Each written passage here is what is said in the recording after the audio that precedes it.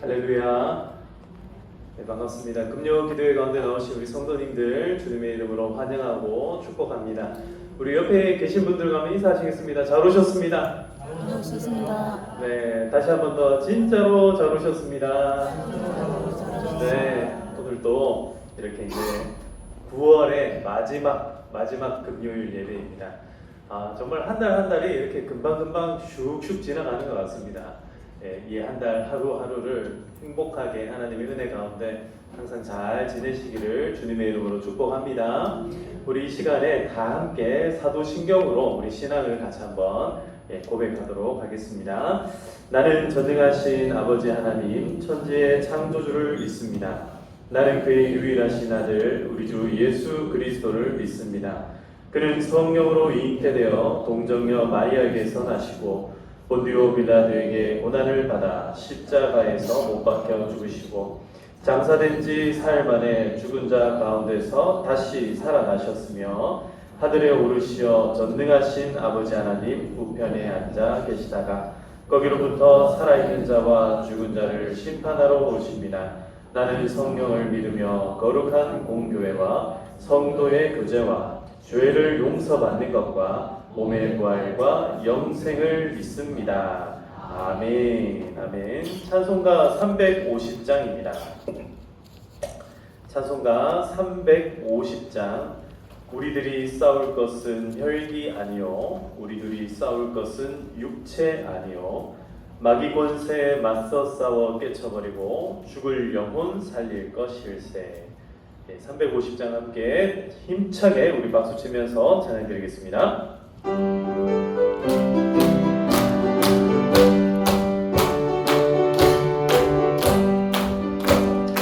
우리들이 싸울 것은 혈기 아니요 우리들이 싸울 것은 육체 아니요 마귀 권세 맞서 싸워 깨쳐버리고 죽을 영혼 살릴 것일세. 한 마음으로 힘써 나가세. 한 마음으로 힘써 싸우세.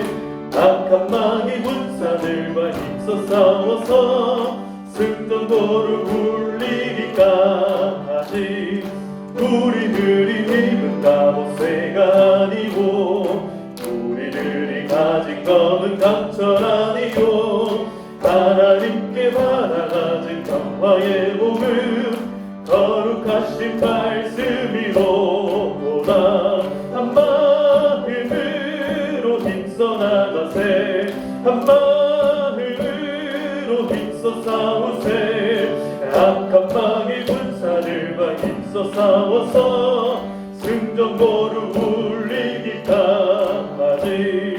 악한 마귀 제 아무리 강할지라도 우리들의 대장 예수 앞서가시니 주저 말고 용감하게 힘써 싸우세. 최후 승리 얻을 때까지.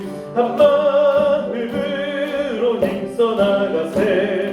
한 마음으로 힘써 싸우세. 악한 마귀 군사들과 힘써 싸워서 승전보를 울리기까지. 죄악 중에 빠진 사람들을 비웃쳐 십자가에 달린 예수 믿기만 하면 위태한 데 빠진 영혼 구원 얻어서 천국 백성 될 것이길세. 한 마음으로 힘써 나가세. 한 마음으로 힘써 싸우세. 악한 마귀 군사들과 힘써 싸워서 승전보를 한 마음으로 힘써 나가세. 한 마음으로 힘써 나가세. 한 마음으로 힘써 싸우세. 악한 마귀 군사들과 힘써 싸워서 승전보를 울리기까지. 아멘. 아멘. 오늘도 우리가 이 말씀처럼 이 찬양의 가사의 고백처럼 정말 한 마음으로 악한 마귀와 힘써 싸우는 귀하고 복된 시간 되기를 주님의 이름으로 축복합니다. 오늘 우리 하나님께서 우리에게 주신 말씀을 같이 한번 살펴보겠습니다. 여호수아서 15장 63절 말씀입니다. 여호수아서 15장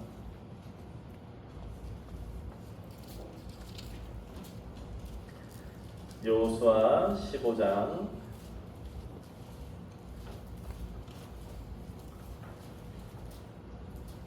63절 한 절 말씀인데요. 우리 다 같이 한 목소리로 봉독하도록 하시겠습니다. 63절 같이 읽겠습니다. 예루살렘 주민 여부수 족속을 유다 자손이 쫓아내지 못하였으므로 여부수 족속이 오늘까지 유다 자손과 함께 예루살렘에 거주하니라. 아멘. 우리 한 절 말씀이니까요. 다시 한 번 더 꼼꼼하게 다시 한번 읽어보도록 하겠습니다. 다시 시작. 예루살렘 주민 여부수 족속을 유다 자손이 쫓아내지 못하였으므로 여부수 족속이 오늘까지 유다 자손과 함께 예루살렘에 거주하니라. 아멘. 아멘. 여러분 한 주 동안 잘 지내셨습니까? 네, 한 주 동안 우리가 살아가면서 정말 오늘 잘 살았다 싶은 그 날이 오늘이 되시기를 축복합니다. 특별히 오늘 이제 기도회를 마치고 집으로 돌아가서 자리에 딱 누워가지고 이제 잠들기 직전에 여러분들 마음속에 그런 마음이면 좋겠습니다. 비록 내 인생이 정말 100점 만점에 100점 주기에 참 부끄러울 때가 많지만 그러나 오늘만큼은 하나님께서 주신 은혜로 말미암아 그래 이만하면 충분하다 이렇게 자족하고 만족하고 기뻐하는 오늘 이 밤 되시기를 축복합니다. 오늘 이 설교의 제목을 제가 미완의 결과라고 한번 정해봤습니다. 때로는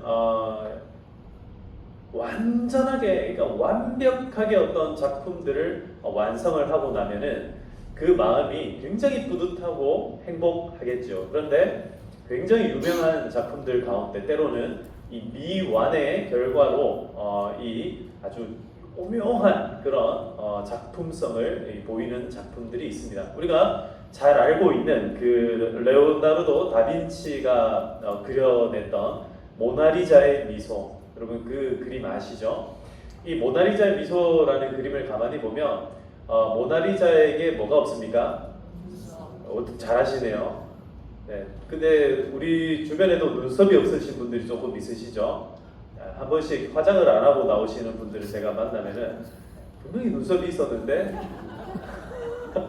네, 없을 때가 있습니다. 그래서 눈썹이 어디 갔나 했더니 자고 저기 침대에다가 놔두고 와가지고 눈썹이 없는 경우들이 있는데 때로는 그렇습니다. 사람이 너무 정말 깎은 것처럼 조각처럼 정말 이렇게 완벽한 어떤 외모와 완벽한 성격과 그리고 완벽한 말 주변과 완벽한 모든 완벽한 것들을 다 가지고 있으면은 참 좋을 것 같은데 그것에서는 오히려 마음이 조금 어렵다거나 뭐 이렇게 조금 정을 느끼기 힘들다거나 뭐 그럴 때가 있는 것 같습니다. 그래서 이 모나리자의 미소를 사람들이 그토록 좋아하고 사랑하는 이유 중에 하나가 뭐냐면 한 번가 5% 정도 완성되지 못한 작품이기 때문에 이 작품을 가만히 보고 있으면은 그 작품 안에서 오히려 인간적인 그런 모습들을 발견하게 된다고 합니다. 사실 이 레오나르도 다빈치라는 이 화가가요 대단한 화가이지 않습니까?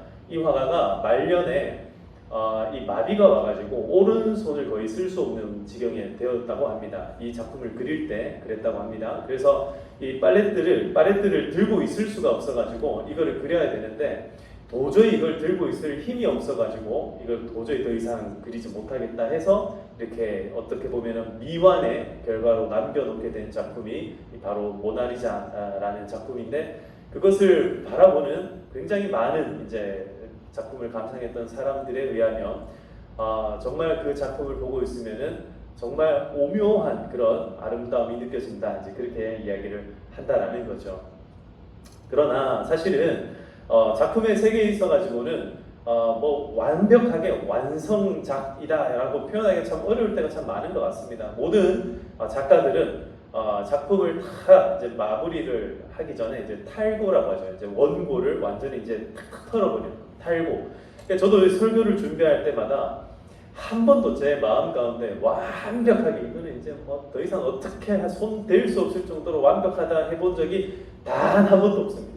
언제나 마음 가운데 찝찝하고 조금만 더 이런 마음들이 드는데, 근데 그런 마음 드는 것과는 별개로 저에게는 언제나 주어진 시간이 있지 않습니까? 오늘도 막 끝까지 밑에서 이걸 막 하다가 이제 결국에는 달려와야 되는 시간이 있으니까 이제 오게 되는데, 그런 시간들이 우리에게는 그런 것들을 이제 하나님께서 한계로 정해 놓으셨다라는 거죠. 그래서 우리 인생을 살아가면서 때로는요, 내가 원하는 수준만큼 이르지 못하더라도 여러분 그것을 때로는 인정하시고 그리고 그것을 받아들이시기를 축복합니다.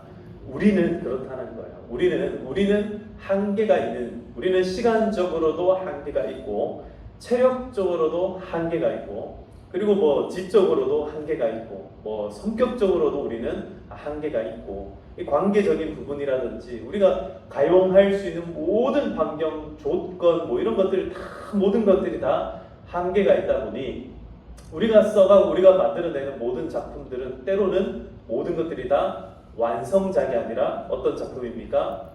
미완의 결과일 수밖에 없다라는 거죠. 그런데 오늘 이 말씀에 보면은 유다 지파가 나오고 이 유다 지파 또한 이 미완의 결과를 내고 있는 모습들을 우리가 볼 수 있습니다. 유다 지파가 이스라엘 백성들 가운데 이스라엘 12지파 가운데 가장 많은 분깃을 받게 됩니다.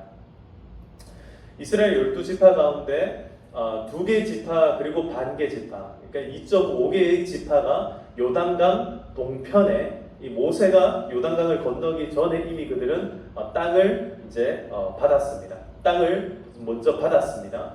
근데 나머지 9개 반개 지파가 이제 요단강을 건너가서 그 땅들을 전부 다 이제 분배를 해야 되는 시기가 왔고, 그 가운데서도 누구에게 가장 먼저 땅을 분배하냐면 바로 유다 지파에게 분배를 합니다.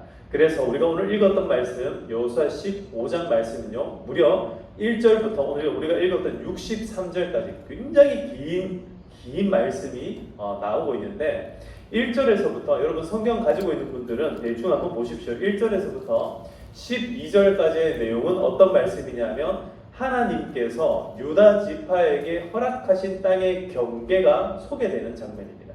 그러니까 이거는 여호수아가 유다 지파 사람들에게 하는 것이 아니라 하나님께서 유다 지파에게 대략적인 경계를 그어주시는 거예요. 동쪽으로는 이만큼, 서쪽으로는 이만큼, 남쪽으로는 요만큼, 북쪽으로는 요만큼이 유다 지파의 땅이 되어야 된다, 이 이야기를 하셨다라는 겁니다. 그렇게 하고 난 다음에 이 땅을 이제 유다 지파가 이제 실제로 받게 되는데, 이 유다 지파가 정복을 하기에 앞서 가지고 이 13절에서 19절까지의 말씀은 이제 오늘 새벽에 저희 이제 새벽기도 나오신 분들과 함께 말씀을 나누었는데, 이 말씀을 한마디로 요약하자면 유다 지파 사람들이 받은 땅 가운데서 가장 험지입니다. 그래서 가장 강력한 사람들이 머무르고 있는 곳, 가장 강력한 군대를 가지고 있는 이방 족속들이 딱 또아리를 틀고 있는 곳이 바로 이 곳들인데, 여기에 누가 가겠다고 얘기를 하냐면 갈렙과 이 산지를 내게 주소서. 기억나시죠? 이 갈렙이 헤브론 산지를 요구합니다.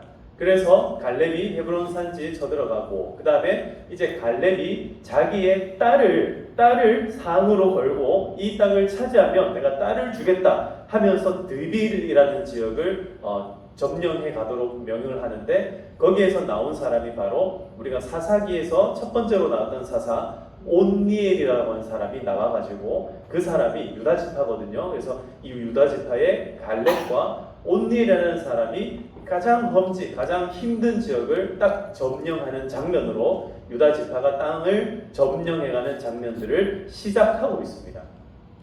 그러니까 출발은 좋았습니다. 시작은 굉장히 아름다웠습니다. 굉장히 멋진 작품을 향한 첫 발을 잘 내딛었습니다. 근데 유다 지파에게 주신 이 땅의 넓이가요, 전체 지파의 이 전체 유다 이게 이스라엘 남북을 다 합친 땅의 거의 3분의 1 가량이 되었습니다.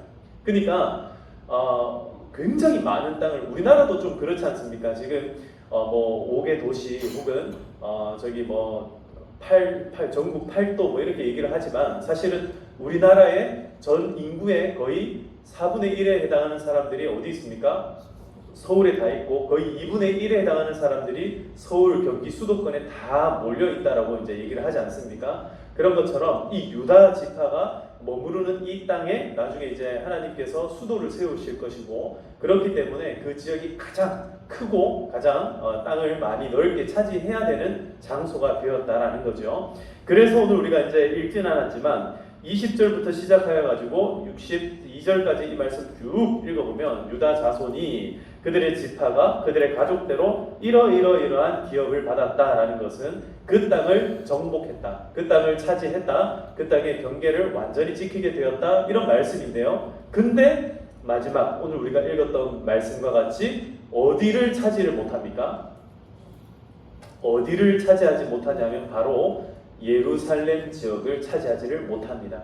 예루살렘 지역을 지금 딱 차지하고 있는 족속이 누구냐면 바로 여기 여부스 족속이라는 사람들입니다. 이 여부스 족속의 사람들, 이 사람들이 지금 예루살렘 이 땅 가운데 자리를 차지하고 있고, 이 땅을요 흔히 이제 예루살렘, 우리는 예루살렘 딱 이렇게 하면은 다윗 시대 이후를 생각하기 때문에 거기 수도인데 왜 차지를 못했지 이렇게 생각을 하는데, 이 몇백 년 지나서야 이제 예루살렘을 이 다윗 시대에 이르러서 마침내 차지하게 될 수 있었다라는 거죠. 자, 그러면 오늘 이 본문을 통하여서 이 한 절 이 말씀을 통하여서 저와 여러분들이 함께 나누기를 원하는 말씀이 무엇인가? 그것은 세 가지 이야기입니다. 첫 번째로 유다 지파의 정복기는요 마무리가 되었다라는 겁니다.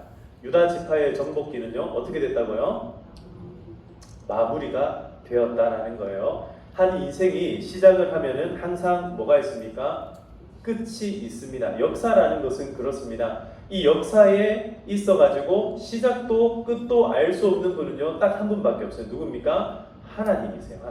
하나님은 영원이라는 시간을 가지고 계신 분이기 때문에 이 영원이라고 하는 시간의 개념은요 우리가 생각하는 그 태초에라는 이 시간 이전부터 시작이 되고, 그리고 종말에라고 하는 그 심판날, 그 마지막 날 이후에도 이 영원이라는 시간은 다 포함이 되어 있는 시간대입니다. 그래서 하나님의 역사의 시작과 끝을 우리는 알 수가 없어요. 그래서 하나님을 우리가 뭐라고 지칭하냐면 알파와 오메가요, 시작과 나중이라고 표현할 수밖에 없는 거예요.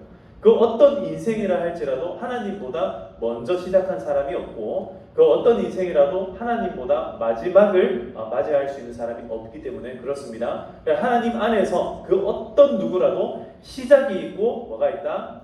끝이 있다, 마무리가 있다라는 겁니다. 사랑하는 성도 여러분, 우리도 우리 인생에 있어서요 마무리를 향해서 달려가고 있습니다. 할렐루야. 너무 서글프게 듣지 마시고, 서글프게 듣지 마시고 항상 마무리를 향해 달려가고 있음을 꼭 기억하고 하루하루를 잘 마무리하시기를 축복합니다. 한 달 한 달을 잘 마무리하시기를 축복합니다. 흔히 뭐 마감 때가 되면 바쁘다 이런 이야기를 많이 하는데 왜 그렇습니까? 잘 마무리하기 위해서 바쁜 거죠. 우리의 한 해가 잘 마무리될 수 있기를 간절히 소망합니다. 무엇보다도 우리가 정말 살아가면서 하나님께서 때로 우리에게 주시는 다른 사람들 말고요, 여러분들 한 사람 한 사람에게 주시는 과제들이 있어요. 과제들. 너는 이거 해야 돼 라는 과제들이 있는데, 여러분 그 과제들을 우리가 살아 호흡하는 동안에, 우리가 살아 숨 쉬는 동안에 그 과제들을 잘 마무리해 가시기를 주님의 이름으로 축복합니다. 유다 지파는요 어쨌든 잘 마무리했습니다. 유다 지파가 비록 한 지파 여부수 족속을 몰아내지 못했다 할지라도 그건 사실입니다. 이건 어쩔 수 없는 사실이지만, 그렇다 하더라도 유다 지파가 그 많은 땅을, 그 대단한 땅들을요 다 차지해 나아간 것은요 사실이에요. 그것은 하나님께 칭찬받아 마땅한 일입니다. 자, 그러니 우리 옆에 분들과 한번 인사하시겠습니다. 수고하셨습니다. 뭘 수고했습니까? 지금까지 여러분 여기까지 지내온 것, 지금까지 마무리하고 지금까지 우리가 여기까지 살아온 것 이거 자체가 정말 수고하고 애쓰고 노력한 것 줄 믿으시기를 축복합니다. 다시 한번 옆에 분들 보시면서 지금까지 수고 많으셨습니다. 한번 인사합시다. 네, 여러분 정말 지금까지 그동안에 수고 많이 하셨습니다. 네, 자 이제 수고 많이 하셨고요. 이제는 미완성된 이 이야기들을 다시 한번 짚어가 보도록 하겠습니다. 이 유다 지파의 정복기는요, 이 많은 땅들을 정복하기는 했지만 미완성하였더라라고 하는 사실은 5점을 딱 남기면서 끝을 맺고 있습니다. 그 이유가 뭐냐면요, 그곳이 바로 예루살렘이었고 그곳에는 여부수 족속이 살고 있었기 때문입니다. 이 여부수 족속이 살고 있고 예루살렘이라는 이 천혜의 어떤 이 요새 지역이거든요. 여기가 시온산성이라는 이야기를 들어보셨죠? 여기는요 굉장히 높은 절벽 위에 만들어진 산악 지역에 만들어진 도시예요. 그래서 함부로 쳐들어갈 수도 없고 거기를 잘못 쳐들어가다가는 딱 죽기 십상입니다. 그래서 이게 뭐 침략해 간다는 게 참 어려운 일인데 그렇지만 아무리 그런 어떤 조건들, 그러니까 뭐 그렇다 할지라도 미완성한 것이 사실이라는 것을 우리가 인정할 필요가 있다라는 거예요. 이게 오늘 어쩌면 핵심입니다. 여러분, 우리가 못한다 하고 하는 이 일들을요, 때로는요 타협을 해버린다라는 거예요. 그러니까 다시 제가 바꿔서 말씀드려 볼게요. 사람들마다 조금 약한 부분들이 있죠. 약한 부분들이 있으면 우리가 그리스도인으로서 약한 부분들이 있으면 어떻게 하냐면 그 약한 부분에서 늘 터집니다. 늘 터져요. 그러니까 어떤 재정적인 문제에 좀 약한 분들은요 재정적으로 늘 터집니다. 성격적으로 조금 약한 분들이 있으면 그 성격에서 늘 사고가 좀 터져요. 그리고 영적으로 좀 깊이 있지 못한 분들은 그 영적인 부분에서 뭔가 사건이 터진다라는 거예요. 그러니까 이게 뭐냐면요, 우리가 덮어두고 무조건 나는 안 되는 사람이야 이렇게 끝내버리면요 거기에서 언제든지 다시 문제가 생겨날 수 있다는 거예요. 그래서 어떻게 해야 되냐, 그것을 인정하고 받아들이고 그냥 그렇게 할 것이 아니라 결국에는 우리가 해결해야 할 과제로 이해를 해야 된다는 사실입니다. 자, 다시 조금 더 구체적으로 제가 말씀드릴게요. 우리가 신탄진 지역에 지금 우리 평화교회가 있습니다. 근데 자, 신탄진 지역에 우리 교회가 있어요. 우리 교회가 있는데 우리 교회가 참 다 좋은데 뭐가 좀 적습니까? 네? 뭐가 좀 적어요? 성도가 적어요? 성도는 저는 충분한 것 같은데 주차장이 좀 적다는 얘기를 제가 좀 네. 이 말하면 충분합니다. 이 말하면 충분해요. 근데 이제 예를 들면 그런 겁니다. 주차장이 좀 좁지 않습니까? 저희가 뭐 차 한 10대 되면 이제 더 이상 될 데가 없으니까 저기 농협을 가시든지 투석을 가시든지 이제 이렇게 한 대를 좀 해야 되는데, 자, 이거 이제 우리끼리 하는 얘기지만 이 주차장이 좁다라는 것은요 늘 우리 이제 평화교회 어떻게 보면 숙제일 수 있다라는 거예요. 이거 그냥 이렇게 예화입니다. 예시입니다. 그러면 이 숙제를 어떻게 할 것이냐? 그냥 우리는 좁은 대로 괜찮아요. 우리는 그냥 그렇게 살아도 됩니다 하고 그냥 덮어두고 넘어간다. 이렇게 살아가는 것이 어떤 일반적인 태도라면, 오늘 우리가 이 본문 말씀을 보면서 그리스도인들이 가져야 되는 태도는 뭐냐면 하나님께서 더 넓은 주차장을 주시기를 소망하고 기대하는 마음을 품고 살아가야 된다는 겁니다. 다시요, 이거 조금 너무 제가 물질적인 얘기를 해서 여러분 좀 와닿지 않습니까? 신탄진 지역에 우리가 요만큼 성도가 요만큼 있습니다. 한 80명 된다고 칩시다. 80명으로 만족하고 살아갈 수도 있어요. 저는 만족합니다. 그러나 하나님께서 이 빈자리를 더 채워주실 것들을 소망하시기를 축복합니다. 이게 뭐냐면요, 우리가 미완의 결과를 받아들이는 태도라는 거예요. 충분하지만, 나는 괜찮지만, 자족하지만, 그러나 내가 자족하는 거하고 상관없이 하나님께서 하셔야 되는 일들이 있다면 그것을 내가 인정하고 그 일들을 향하여서 우리가 어떻게 해야 된다고요? 달려가야 된다는 거예요. 믿음을 가지고 달려가야 될 줄로 믿습니다. 우리 때에 비록 그 일이 이루어지지 않는다 할지라도 열심으로 기도하고 계속해서 달려가면 어떤 일이 벌어집니까? 우리의 후대에 그런 일들이 다 이루어질 줄 믿습니다. 여부수 족속을 결국 몰아낸 게 누굽니까? 유다 지파의 자손인 바로 다윗이었습니다. 다윗이 다윗이 바로 이 예루살렘에 여전히 머물고 있었던, 몇백 년 동안에 여전히 머물고 있던 이 여부수 족속을 완전히 내몰아 버립니다. 하나님께서 우리 믿는 성도들에게 그런 것 같아요. 성도들은요 1년, 2년을 살아가는 게 아니라, 저는 때론 그런 것 같아요. 우리는 정말 하나님께서 우리를 향하여서 마치 1000년을 하루같이, 또 하루를 1000년같이 여기시는 하나님의 그 마음과 같아가지고 우리는 1년을 100년처럼, 마치 100년을 1년처럼 그렇게 살아가시기를 주님의 이름으로 축복합니다. 그 말은 뭐냐면 우리의 마음에는요 미래가 있다는 거예요. 지금은 우리가 이렇게 예배를 드리고 있지만 우리 머릿속에는 얼마든지 꿈꿀 수 있고 얼마든지 소망할 수 있다는 겁니다. 이 평화교회가 더 차고 넘치는 이 은혜가 있기를 축복합니다.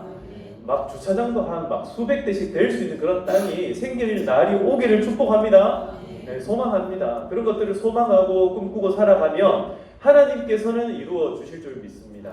이게 바로 미완의 결과를 받아들이는 바로 그리스도인들의 자세다라는 겁니다. 사랑하는 성도 여러분, 오늘 이 미완의 이제 결과에 제가 마지막 대지로 저는 미완의 완성이라는 이 세 번째 키워드를 한번 만들어 봤습니다. 미완의 결과를요 그냥 있는 그대로 받아들이는 사람은요 거기서 끝이 납니다. 그냥 그대로 끝이에요. 거기서 끝입니다. 그러나 미완의 결과를 완성을 향한 발디듬할 수 있는 초석으로 삼는 사람은요 거기에서부터 다시 다른 출발이 이루어질 수 있다는 겁니다. 따라서 미완의 결과가 아니라 미완의 완성을 향해 나아가시는 우리 모든 성도님들 다 되시기를 축복합니다. 수고하고 애쓴 만큼 하나님께서는 우리에게 늘 상급을 주시는 이임을 꼭 기억하시기를 축복합니다. 여러분들 요만큼 애쓰고 수고했습니까? 그럼 하나님 이만큼 주시기를 원해요. 근데 여러분들이 이만큼 수고하고 애썼습니까? 그럼 하나님이 요만큼 주실까요? 그렇지 않다라는 거예요.